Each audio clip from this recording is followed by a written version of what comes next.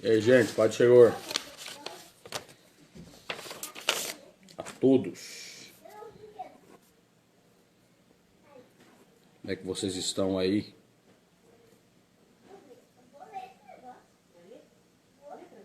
Como é que vocês estão, povo?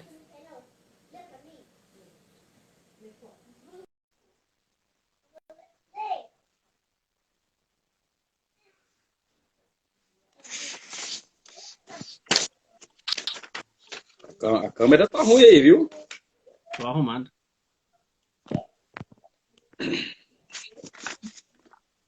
Tirar o som aqui pra se chegar a mensagem não ficar apitando. Tá certo.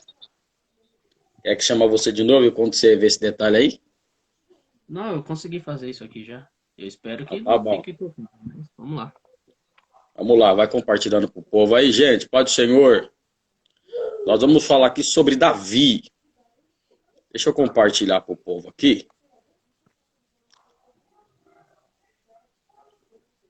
Compartilhar para todo mundo. Ajuda a compartilhar aí, gente.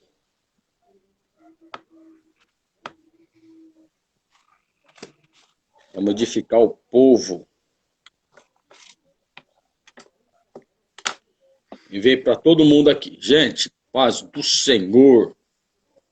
Amém. Para você que vai chegando aí, nós estamos aqui e queremos aqui, através de uma simples palavra, uma bela reflexão, trazer a você aí algumas informações acerca do... Fabiana, pode, Senhor, tudo bem, irmã Fabiana? Acerca um dos famosos reis de Israel, a saber, Davi. Eu gostaria que você aí que fosse assistindo essa live, que você fosse compartilhando com alguém aí. O nosso intento é só edificar as pessoas através de uma simples palavra. Então, as pessoas estão aí na chamada pandemia. Peters, paz do Senhor, querido. Deus te abençoe. É Peter? Então é Peter. Então tá bom, Peter. Então tá bom. Que Deus te abençoe. Vamos lá, você queria o texto? Vamos Pode lá. ficar à vontade. Boa noite a todos, né? Quero agradecer a todos que compartilharam a imagem, né, a arte que a gente fez. Agradeço. Quero fazer um agradecimento público aqui ao meu amigo Renan, que ele fez uma arte pra gente, um desenho aí, eu postei no status. Deus abençoe. E como o Bruno colocou no início, né? O nosso objetivo é apenas edificar a vida de vocês. A gente sabe que nesse momento, muitas das vezes, a gente tem vontade de frequentar lugares que a gente muitas das vezes deixou de frequentar por qualquer outro motivo, como a igreja, né? Eu acho que é um fator determinante. A gente acaba não conseguindo nesse momento. Então, esse momento a gente quer utilizar para poder passar uma mensagem para vocês e ajudá-los a serem edificados nesse momento, tá? O texto base que a gente escolheu aqui é 1 Samuel, capítulo 30. Nó, Não só te sei se... cortando aqui, eu quero deixar a paz do Senhor ao Roberto, que acabou de chegar aí. Roberto e os outros que tiverem aí, compartilha aí, tá bom, gente? Eu li, presta atenção.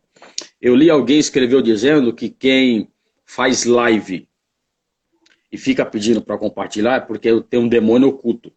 Esse Satanás está repreendido. O nosso intento é edificar vidas. Então você, por favor, compartilha aí. Santiago, desculpa, agora você pode ler o texto.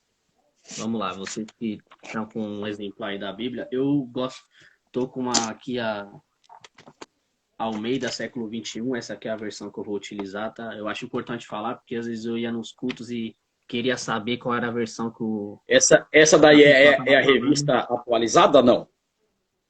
Não, acho que não. É Almeida século 21 o nome aqui da tradução. Não é. É revisado e atualizado. Ela é revisada e atualizada, né? Eu acho importante que às vezes a gente vai nos cultos ver as pessoas falando de uma versão que a gente até gosta, mas acaba não conseguindo acompanhar muito bem porque as versões mudam um pouco, né? Mas vamos lá. 1 Samuel capítulo 30. A gente vai estar lendo alguns versículos aqui e o Bruno vai estar fazendo a introdução do texto. Tá 1 fazendo Samuel, não. capítulo 5. Vamos lá. Versículo É. do 1 ao 3 primeiro. Quando Davi e os que o seguiam chegaram a Ziclag, 3 dias depois, os amalequitas haviam atacado o Neguebe, ferindo e incendiando Ziclag, e haviam levado presas as mulheres e todos os que estavam nela, do mais jovem ao mais idoso. Mas não mataram ninguém, apenas os levaram consigo e seguiram seu caminho. Quando Davi e os que o seguiam chegaram à cidade, ela estava queimada, e suas mulheres, seus filhos e suas filhas haviam sido levados presos. Agora vamos lá no versículo 6. Davi também se angustiou, pois a tropa falava em apedrejá-lo, porque toda a tropa estava amargurada por causa de seus filhos e de suas filhas. Mas Davi se fortaleceu no Senhor, seu Deus. Versículo 9. Então Davi partiu com 600 homens que estavam com ele e chegaram ao ribeiro de Besor, onde ficaram os retardatários. Mas Davi ainda os perseguia com 400 homens, enquanto 200 ficaram para trás, por não conseguirem passar o ribeiro, por estarem muito cansados. Versículo 11. Eles encontraram um egípcio no campo e o trouxeram a Davi. Deram-lhe comida e água para beber. Versículo 18. Assim Davi recuperou tudo quanto os amalequitas haviam tomado. Também libertou as suas mulheres.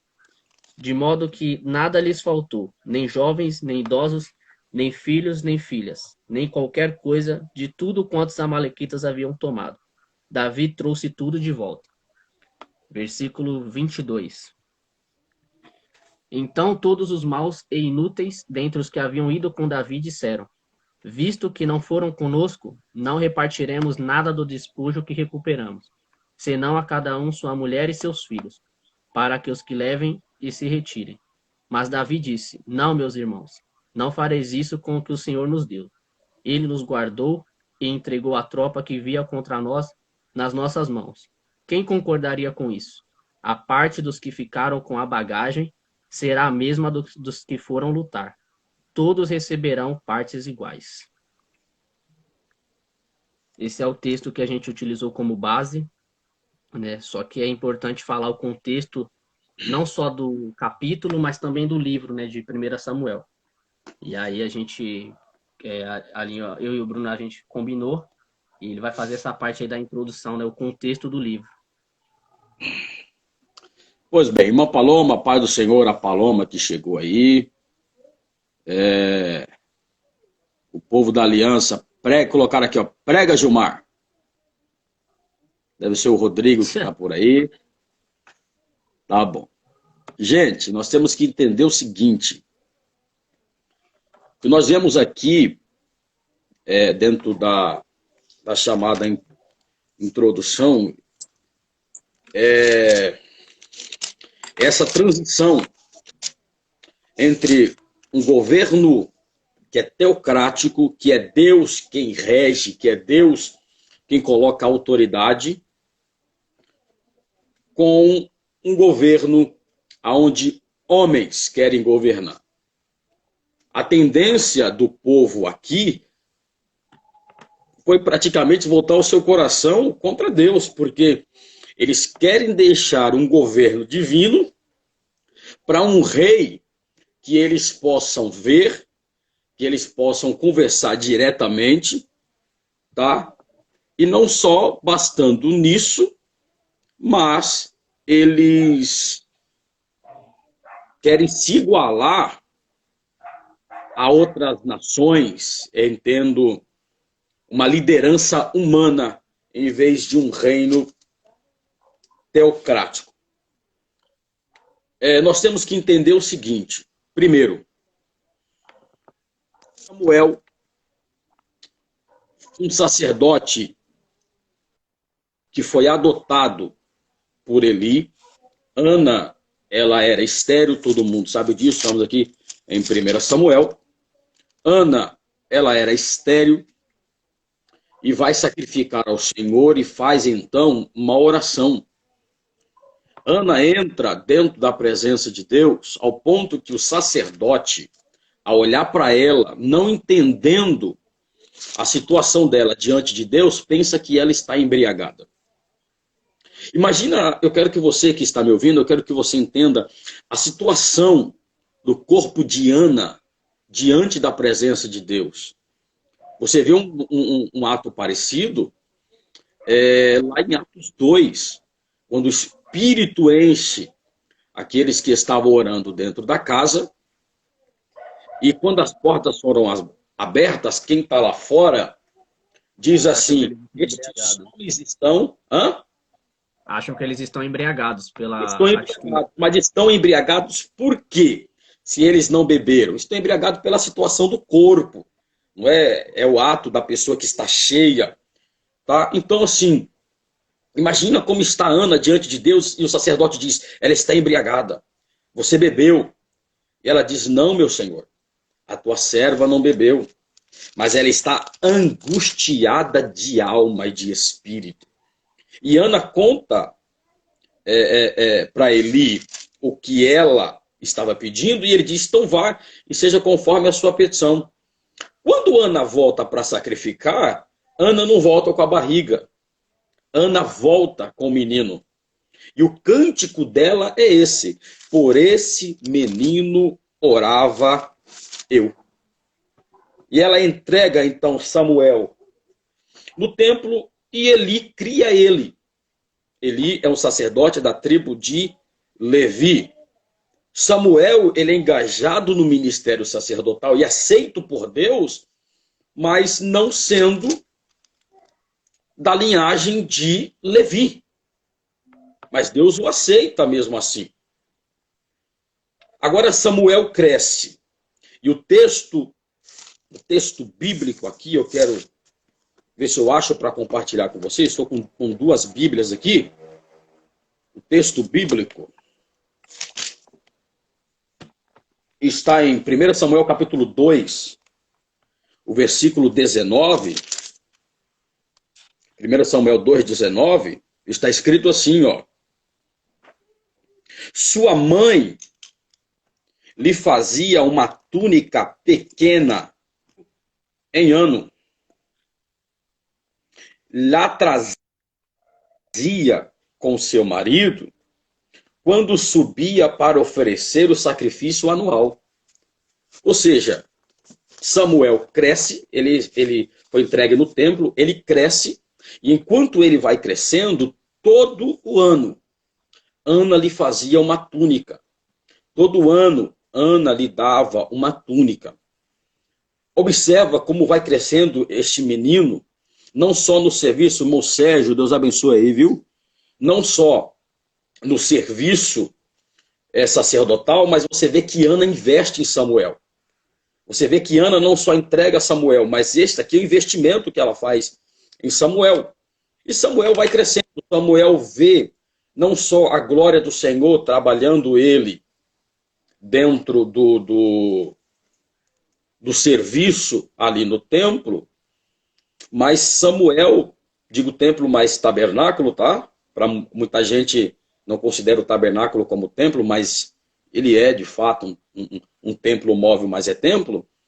Então você vê que ele não vê só a glória, mas ele começa agora a ver escândalos. Samuel começa a ver escândalos.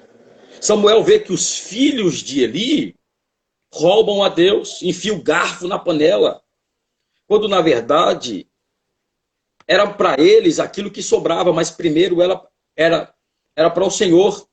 Mas agora Samuel vê escândalo. E o que eu acho interessante aqui é que Samuel vê escândalo, mas a fé de Samuel, ela não é abalada. A fé de Samuel, ela não é abalada como muita gente vê escândalo hoje. Eu vou sair da igreja, eu não quero mais. Olha a maturidade que Samuel tem na presença de Deus. Olha que maturidade Samuel tem quando ele serve a Deus aqui. Eli,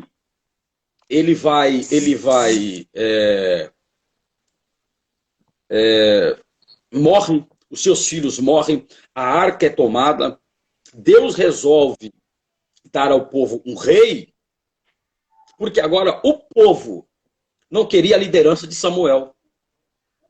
Olha que interessante.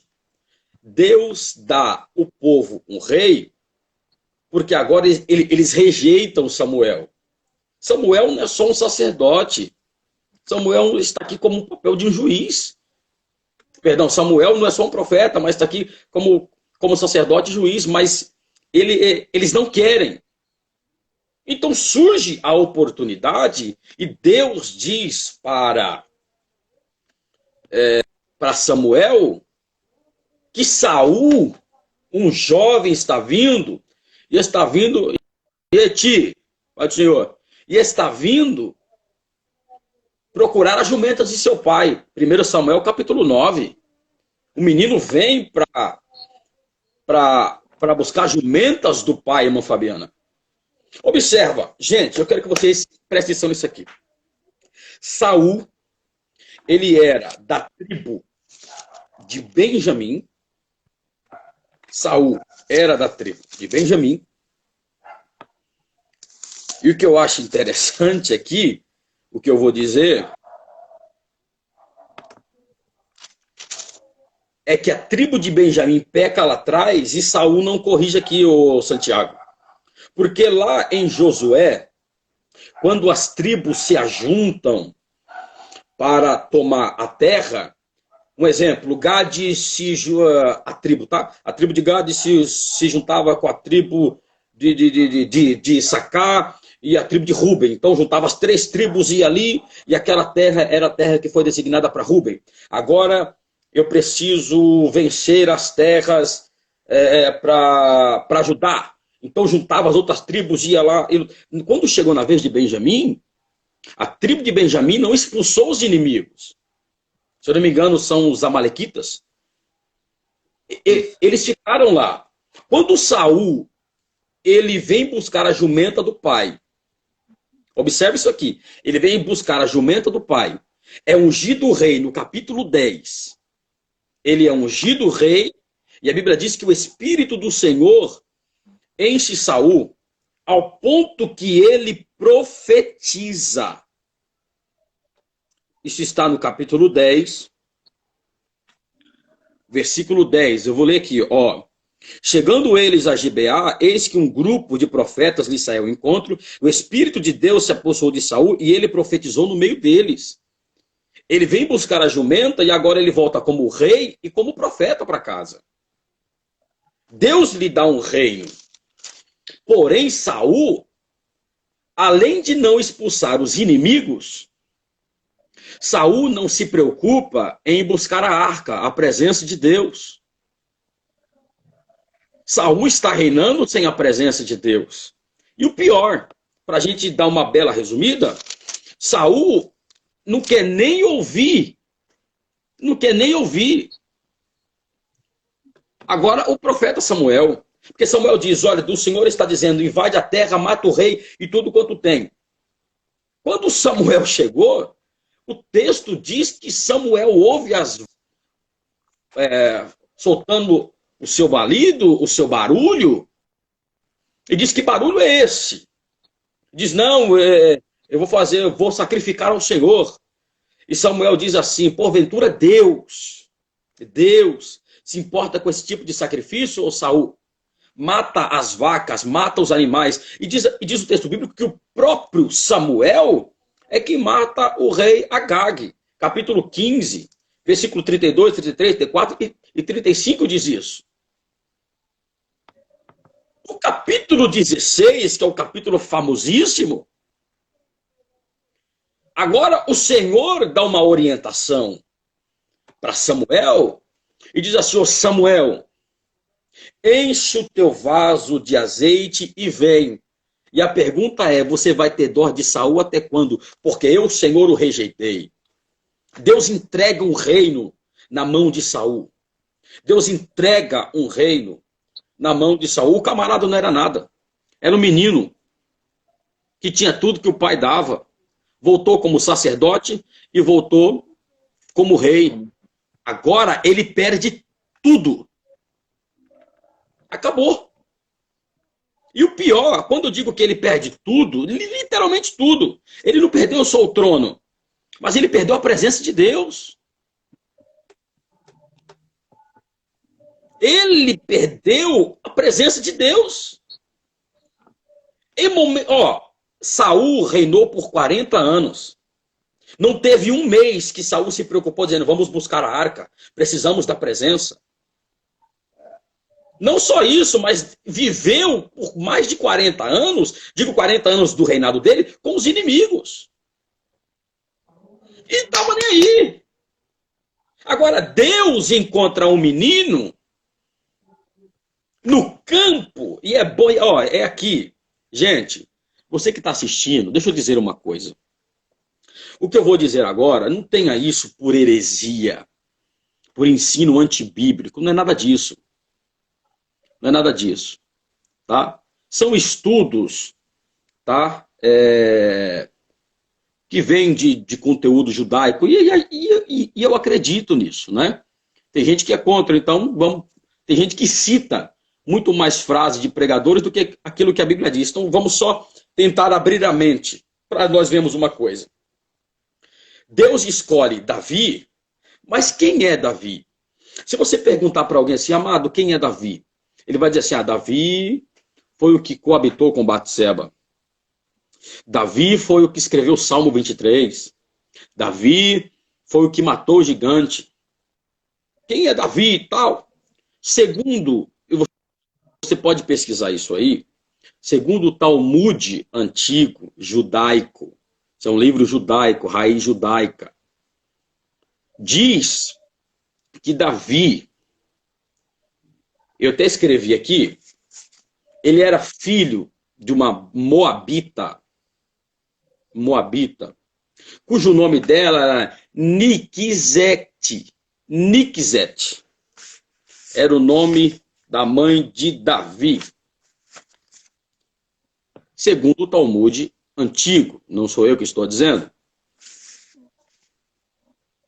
Davi foi criado no pasto, aonde as ovelhas descansavam no campo de Boaz. Davi foi criado lá. Segundo a tradição, não sou eu que estou dizendo, é a tradição judaica, diz que Davi nunca entrou na casa de seu pai. Primeiro, segundo a tradição judaica, os negros, e não sou eu que estou dizendo, é a tradição, os negros e os ruivos eram bem vistos dentro da tradição judaica. Deu problema?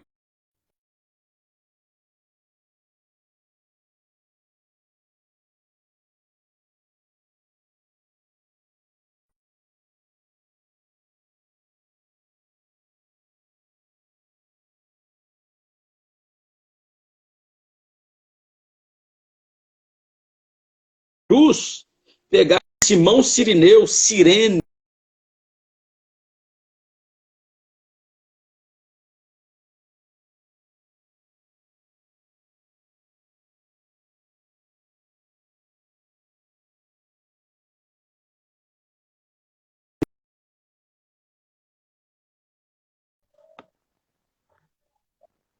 Tá, agora voltou.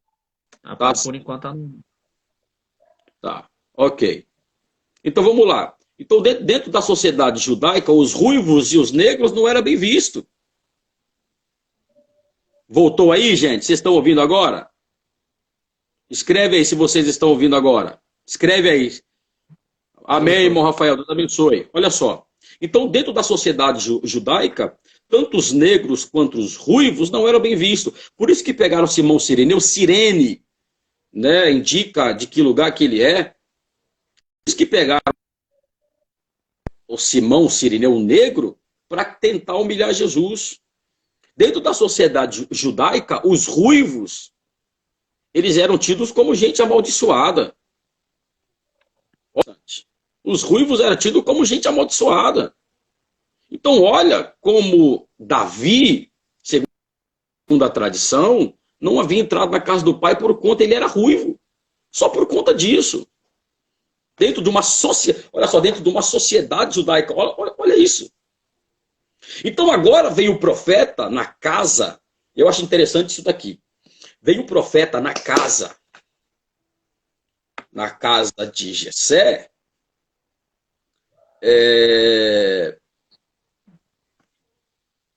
E Deus dá uma direção dizendo: o profeta, o Samuel, quando você chegar lá, diz que você veio sacrificar ao Senhor. Convida Jessé e seus filhos para o sacrifício. Depois do sacrifício, você vai dizer para Jessé assim: olha, Deus tem provido de um dos seus filhos o rei. E ele faz isso. Quando ele chega na casa de Jessé, a tradição dizia assim, que o pai, o anfitrião da casa, Jessé, sentava na cabeceira da mesa, e à direita e à esquerda os seus filhos, e na outra cabeceira da mesa sentava-se o profeta.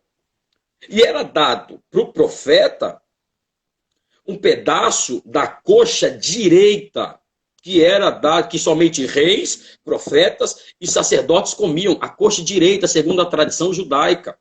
Depois que Jacó ele foi tocado na coxa direita, criou-se então isso aí, dizendo que só reis, profetas e sacerdotes comiam da coxa direita. Agora, quando eles, olha isso aqui, Santiago, quando eles vão se alimentar, o profeta diz assim: Deus tem provido dos seus filhos um rei. Cadê os seus filhos? E olha a ordem dos irmãos de Davi. Está lá em 1 de Crônicas, capítulo de número 2. Versículo de número 2, capítulo 2, versículo 13 e 15. Olha como eram então os nomes e a sequência dos irmãos de Davi. Versículo 13, 14 e 15. Jessé gerou a Eliabe, seu primogênito. Então nós temos aí, primeiro, Eliabe. Abinadab, o segundo. A Simeia, o terceiro. Natanael, o quarto. A Radai, o quinto. A Ossem, o sexto. E a Davi, o sétimo. As irmãs destes foram Zeruia e Abigail. Olha isso. Os irmãos de Davi. Então, dentro da teocracia, do regime, Deus coloca quem ele quer. Mas a lei dentro da monarquia diz que quem tem que reinar é o primogênito. Só que Deus não precisa ficar se explicando nada a ninguém. Porque se você levar por uma lógica, Deus rejeitou Saul. Mas quem é o próximo na linha da sucessão? Jonatas. Filho de Saul. Jonatas. Só que Deus passa o trono para outra pessoa e exclui a linhagem de Saul. E quem deveria reinar pela monarquia, tá? Isso aqui seria o filho primogênito, Eliabe.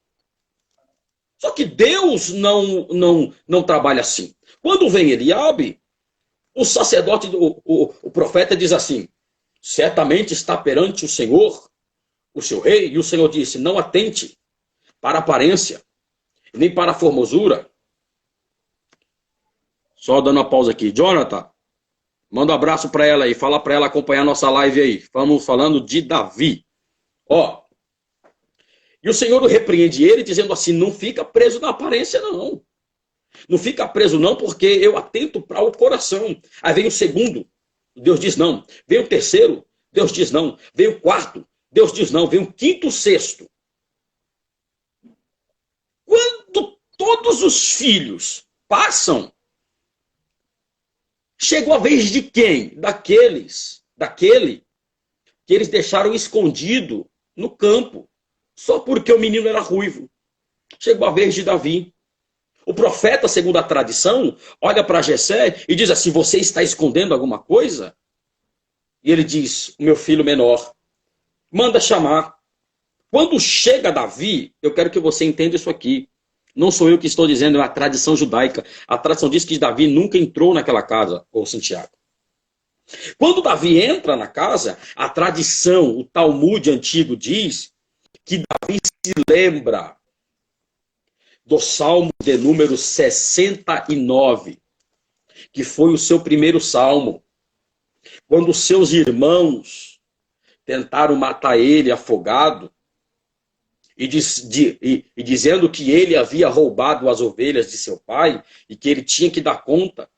E Davi chega dizendo assim: cheguei ao ponto de quase desfalecer. E o que é quase desfalecer? É praticamente a morte. É praticamente a morte. E olha esse menino aqui onde está, olha para a casa do pai e vê os seus irmãos tentaram matar, vê o pai que não deu muito valor para ele. Quando ele chega, Deus apresenta Davi para o profeta dizendo: certamente está diante do Senhor aquele a quem o Senhor escolheu. O Senhor disse: eis aí, esse mesmo é. Aí o texto diz assim, ó, capítulo 16 de 1 Samuel, capítulo 16,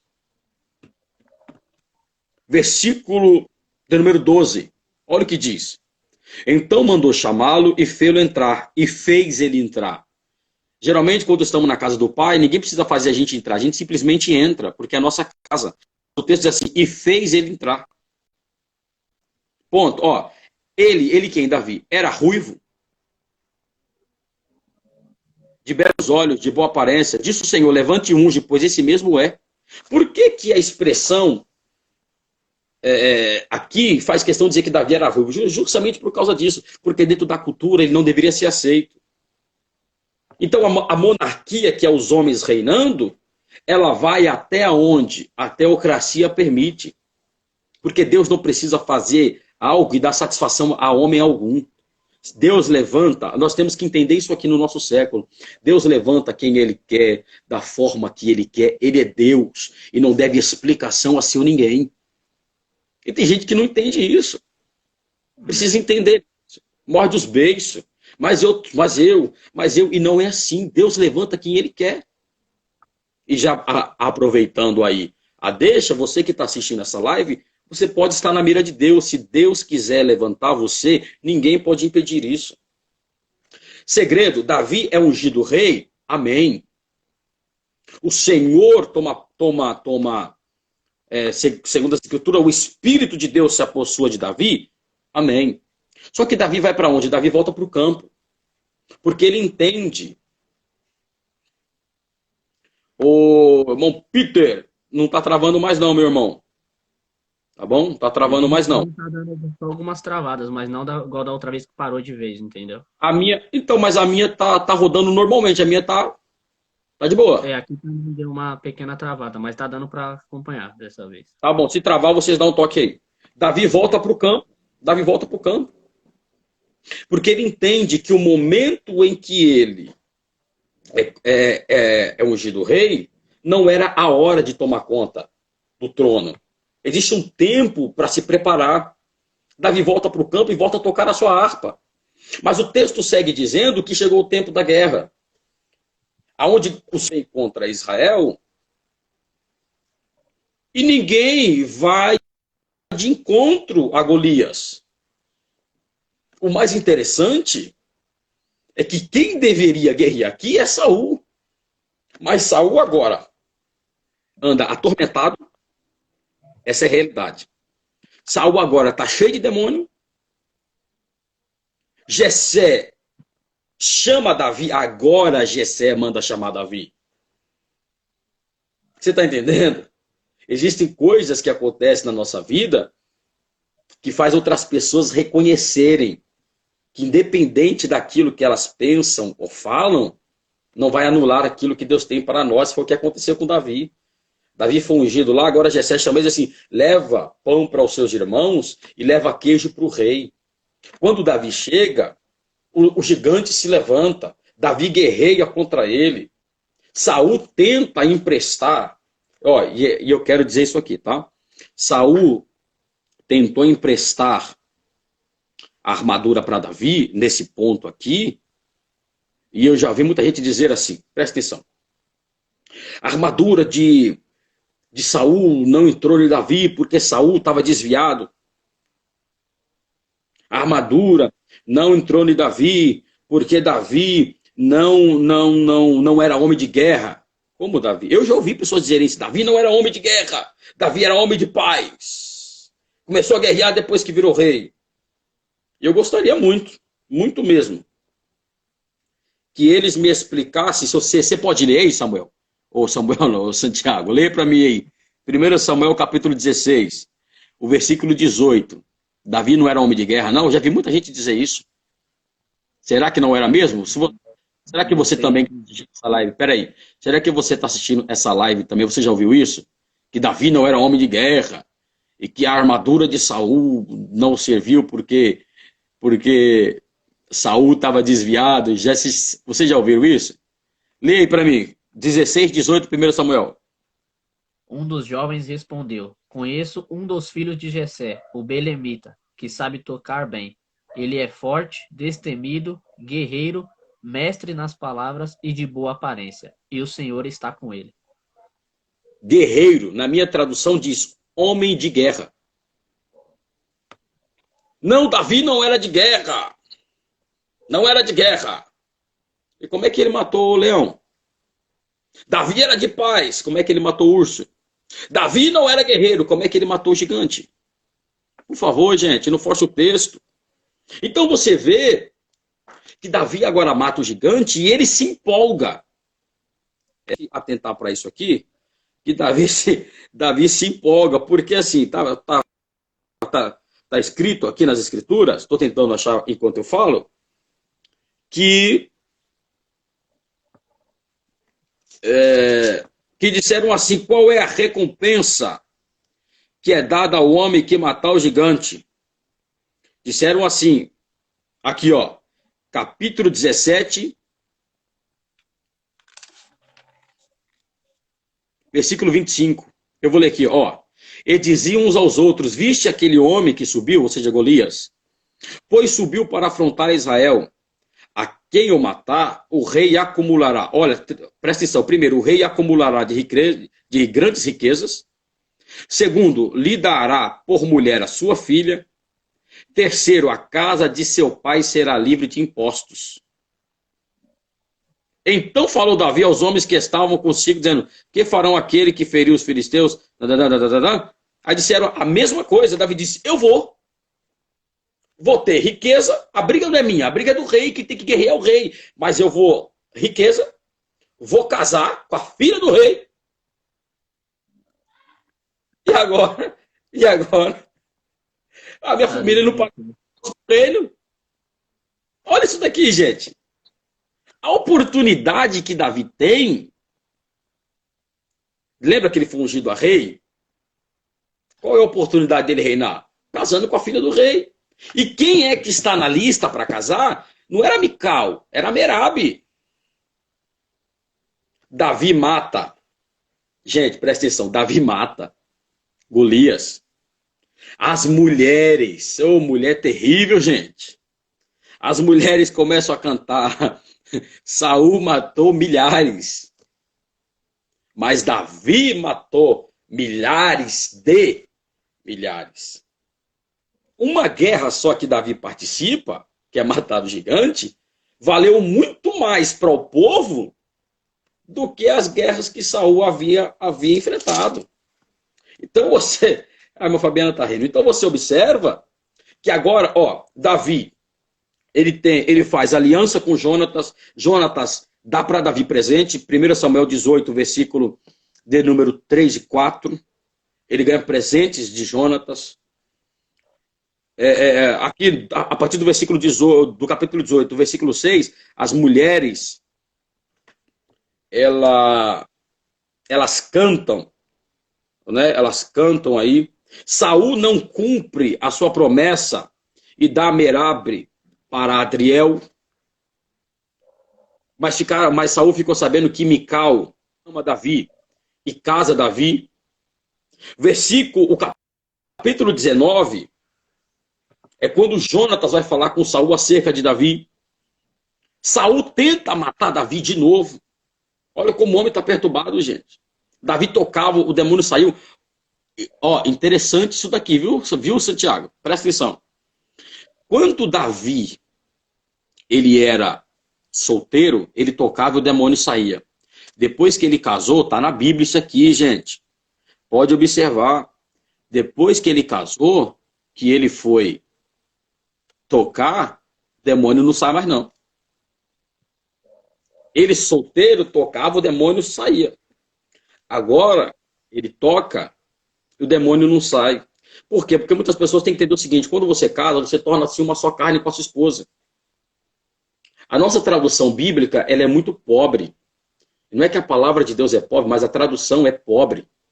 Porque está escrito que Deus tira da costela de Adão, tira uma costela para fazer Eva.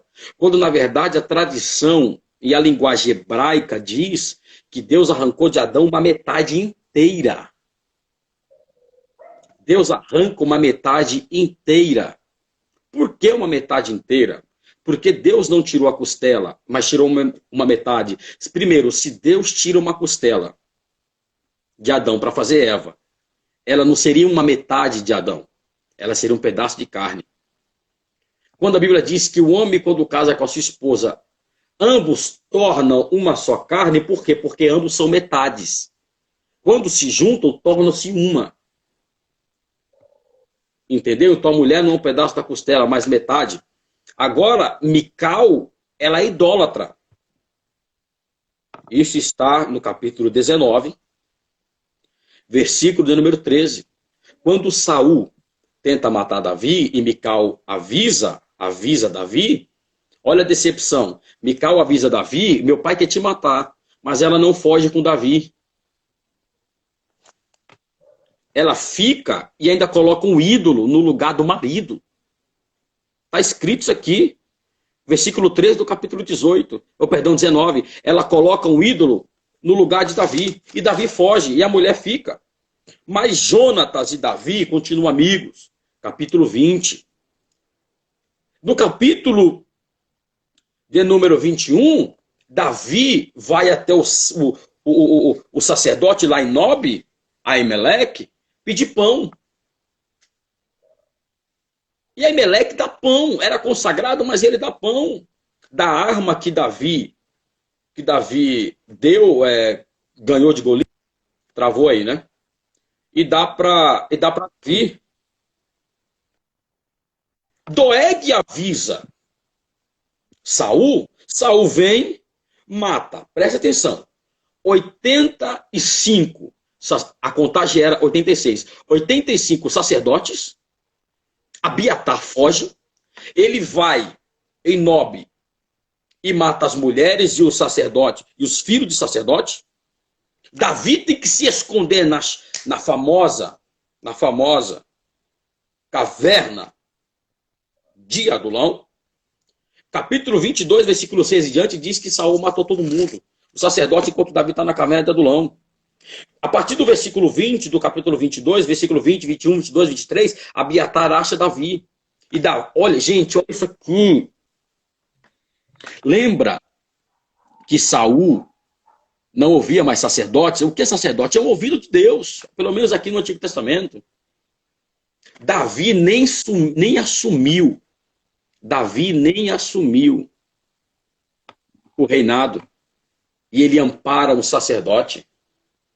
Davi, dentro das suas 3 unções, né, Davi foi ungido 3 vezes. 1 Samuel, capítulo 16, versículo 13, foi ungido em casa. 2 Samuel, capítulo 2, versículo 4, é a segunda unção. E então ele assume o reino e é ungido de novo em 2 Samuel, capítulo 5, versículo 3. Davi foi ungido 3 vezes rei. E agora ele ampara um sacerdote e diz assim, fica comigo, porque você estará seguro comigo. É Davi dizendo, eu me importo com o sacerdote, eu me importo em ouvir, em ser entre alguém que leve as minhas pressas a Deus. Nós temos aqui o capítulo 24, quando Davi poupa Saul, porque Davi não queria tocar em Saul. independente se Deus havia rejeitado, mas havia uma unção real sobre ele, sobre ele. Samuel morre no capítulo 25. Samuel morre no capítulo 25. Abigail, que tornou-se mulher de Davi agora aqui, dá guarida para ele no capítulo 25, a partir do versículo de número 18. Né? Depois que o seu marido morre, Nabal morre, Davi, ela dá Nabal morre no versículo 36, e no versículo 18 ela dá aqui guarida para Davi. No versículo 39 do capítulo 25, ele casa-se com Abigail. Agora imagina Davi reconstruindo a sua família. Mical abandonou Davi, ficando com o pai e com a sua idolatria. Mas agora, Davi tem a chance de reconstruir a sua casa. E casa-se com Abigail. Davi, por sua vez, tem misericórdia de Saul novamente, no capítulo 26. No capítulo 26, ainda a partir do versículo 17, Saul finge uma aliança com Davi. Ele finge. Quando, na verdade, Saul está indo de mal a pior. Você que está assistindo essa live, você está entendendo? Aqui não é uma live só de pregação, não. Aqui é uma live de estudo. Eu preciso que você que está ouvindo essa live, você entenda isso. Até agora, tem alguma dúvida para a gente? Só para a gente continuar, que agora o Santiago vai dar eu vou passar a palavra para ele aqui. Você que está ouvindo aí, tem alguma dúvida? Até agora, você entendeu tudo que foi falado aqui, tentando pontuar isso daqui? E outra coisa, é bom nós lembrarmos, enquanto você vai escrevendo aí, que Davi e Santiago não era um rei de sangue puro. É bom nós lembrarmos disso. Davi não era um rei de sangue puro. Isso está aqui no livro de Ruth. Davi não era um rei de sangue puro. Né? Davi não era um rei. Noemi, ela era casada com Emelec. Tinha 2 filhos aí, né, Malon e Quion. E ele sai de Belém de Judá e vai para Moabe. Olha isso daqui, eles vão para Moabe. Chega em Moabe, segundo a história, era uma viagem que deveria durar aí 3 meses. Mas agora é uma viagem que demora 10 anos. O marido morre e os filhos morrem. As mulheres moabitas que os filhos arrumaram lá, né? Que foi Ruth. Ruth, ela era moabita. Está no capítulo 1. Capítulo 1 de Ruth.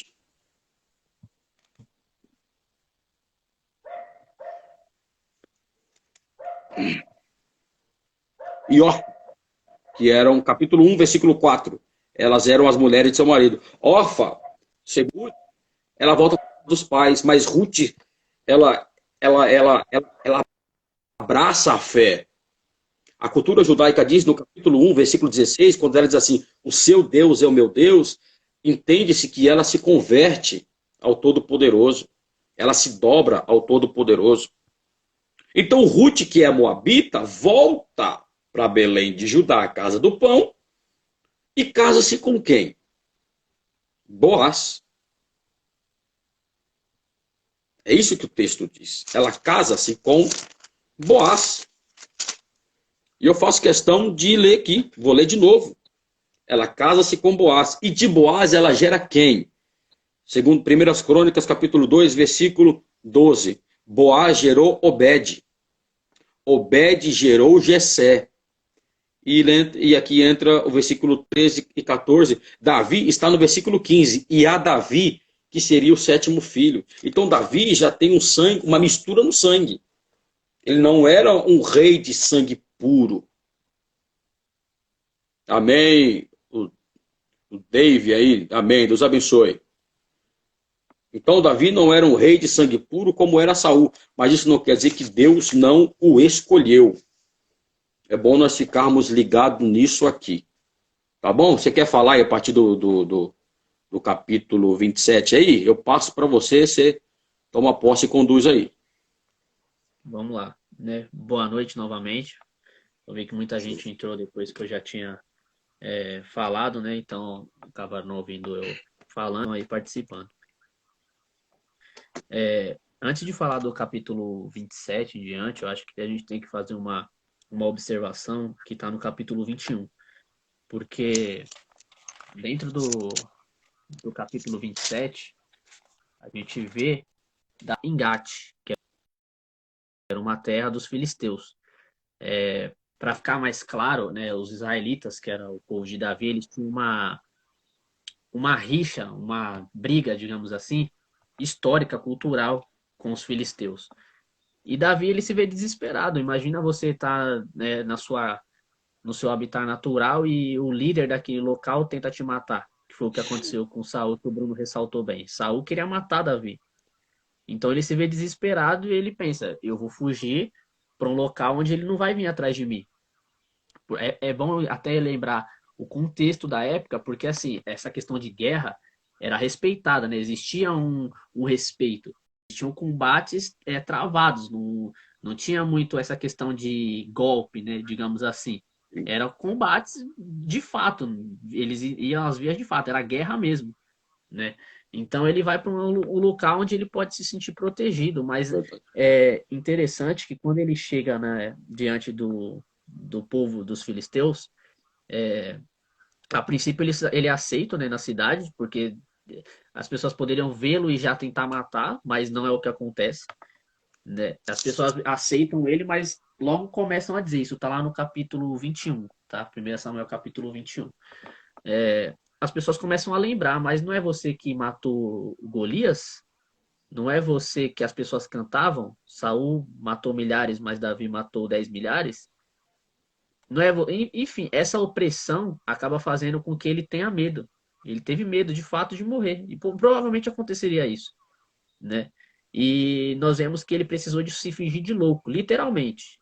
Ele arranhava as paredes, a baba escorria sobre sua barba, porque era um costume da época não ferir pessoas mentalmente instáveis, né? Eles não faziam nada com pessoas que eram consideradas loucas. Então o rei Aquis fala: meu, o que vocês estão fazendo com esse cara aqui? Manda ele embora, né? Sim. Então Davi foge e entra na caverna de Adulão que você comentou. Mas aí no capítulo 27 já muda o cenário.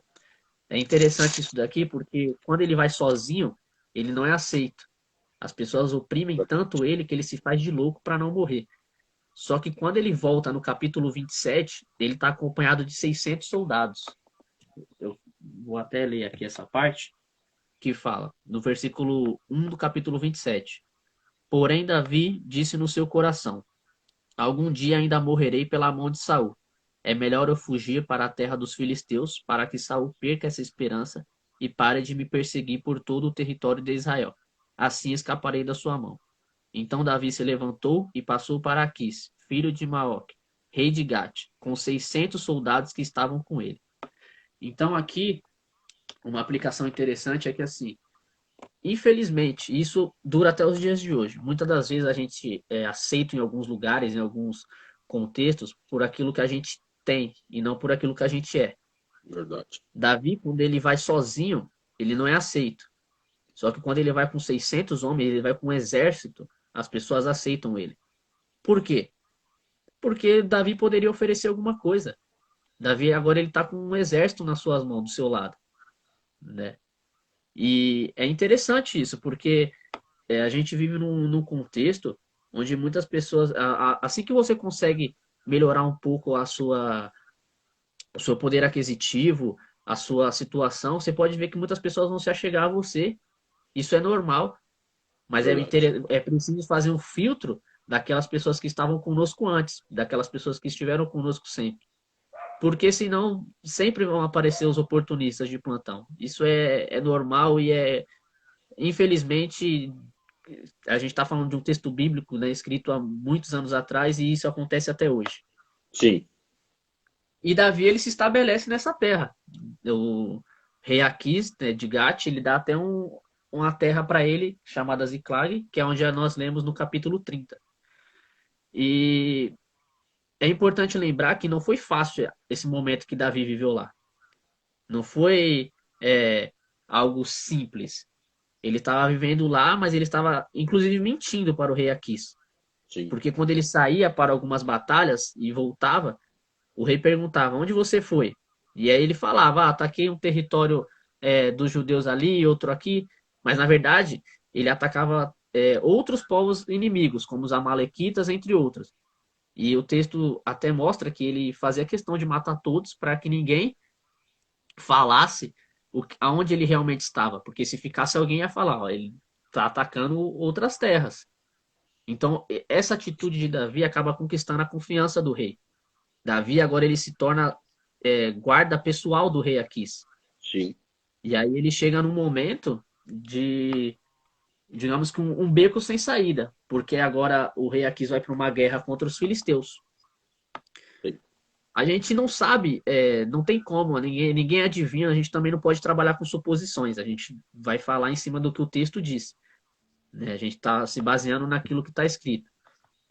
A gente não sabe qual seria a reação de Davi na batalha, não dá para saber. Né? Ele aceitou ir, ele chega aí até determinado momento, ele vai até o acampamento que ficava na cidade de Afec,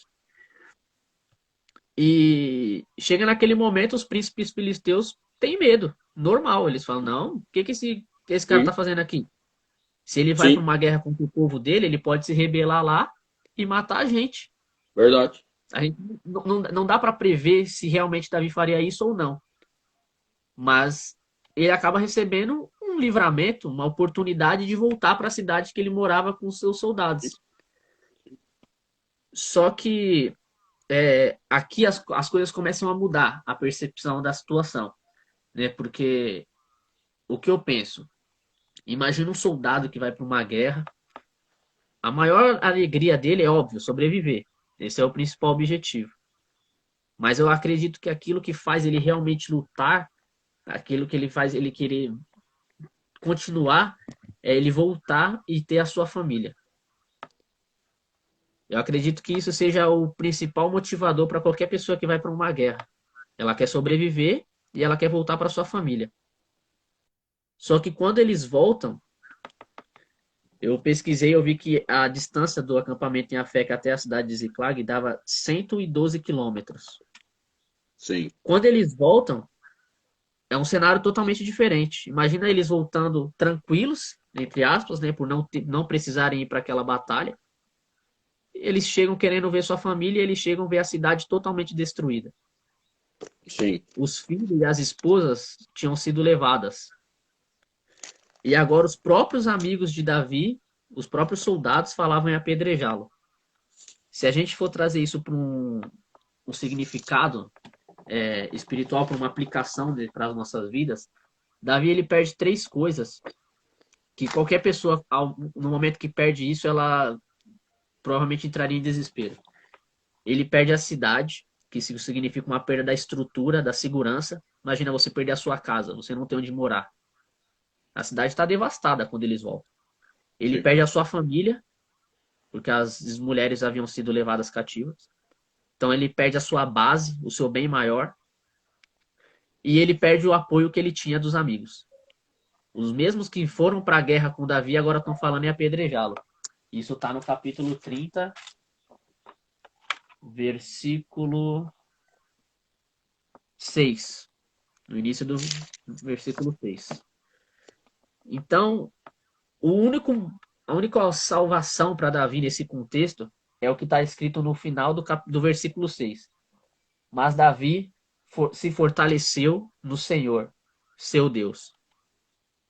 É muito interessante essa passagem, porque no momento em que a gente perde a nossa base, que é a nossa casa, a nossa estrutura, na verdade, a nossa segurança, que seria a representação da casa, da cidade que ele perdeu. A nossa base, que era a representação da família, e o apoio dos amigos,